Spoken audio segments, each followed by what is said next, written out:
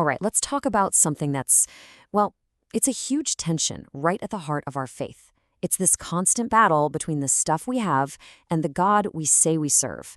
And really, it all comes down to this one big idea. Are we owners or are we stewards? I mean, think about it for a second. It's a question we all have to wrestle with, right? Why is it that the very things we chase after for security, for comfort, for a better life, so often end up becoming a spiritual trap? How does it happen that the blessings themselves become a barrier between us and God? And the Bible is just incredibly direct about this.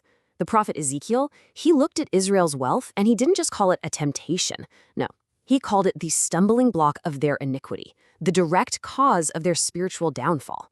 So you see, this isn't some minor side issue. This is foundational. So where does this all start? Well, the problem really begins with this one single idea. An idea that our culture just drills into us from the moment we're born. It's a fundamental lie, really, and it shapes every single thing about how we see the world. It's a thought that feels so natural, we hardly ever even question it. It starts with this phrase.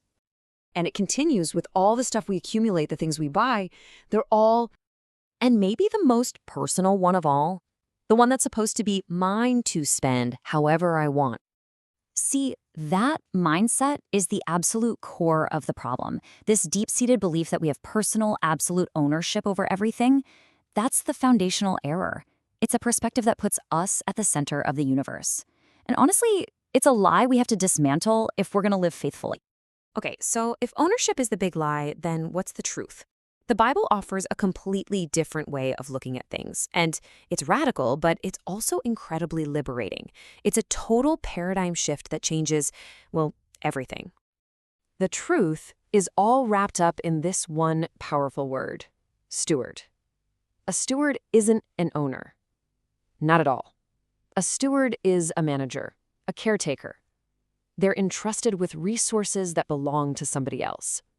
And the key is, they aren't judged on how much stuff they pile up, but on how faithfully they manage what they were given. And when you put these two mindsets side by side, they just couldn't be more different. The owner says, it's mine.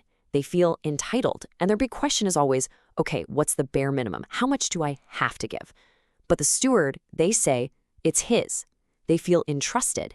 And because of that, their question gets flipped completely on its head. They ask, how much of the master's wealth do I get to keep for myself? The whole posture it changes completely. And look, this isn't just some clever self-help idea. It's a rock-solid theological fact. Psalm 24 makes it absolutely undeniable. The earth is the Lord's and everything in it. God owns it all. Every single dollar, every piece of property, every second of every day. We don't actually own a thing. We are just temporary managers of a tiny little piece of his vast estate. Okay, so if we really believe we're stewards and not owners, how does that actually change the way we live? Well, let's look at giving, because this is where you really see the mindset shift turn a sense of duty into an act of real devotion.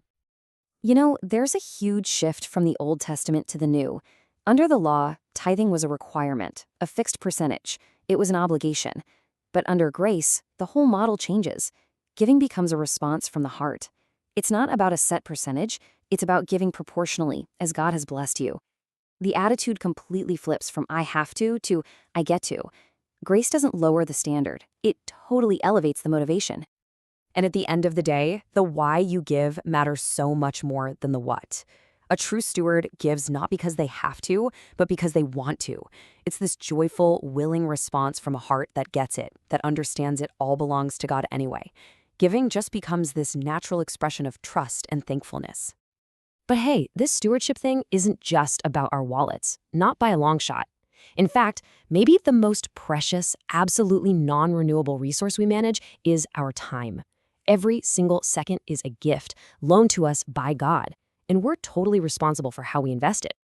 So how do we do that? How do we steward our time well?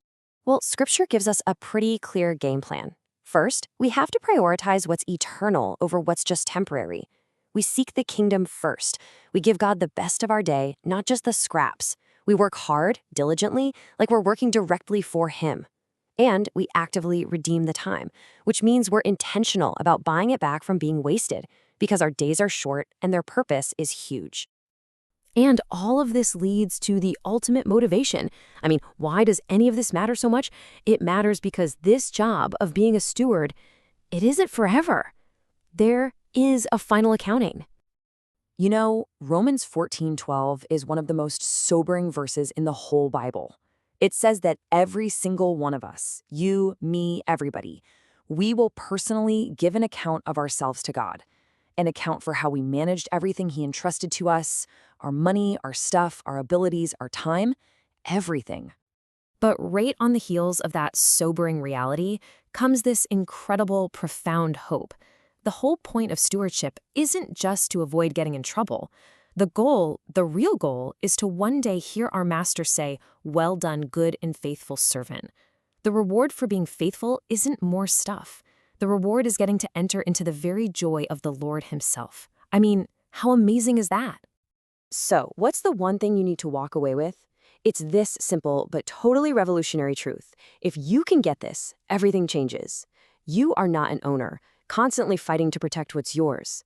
You are a steward, and you have the incredible privilege of managing what is His. Now, go live like it.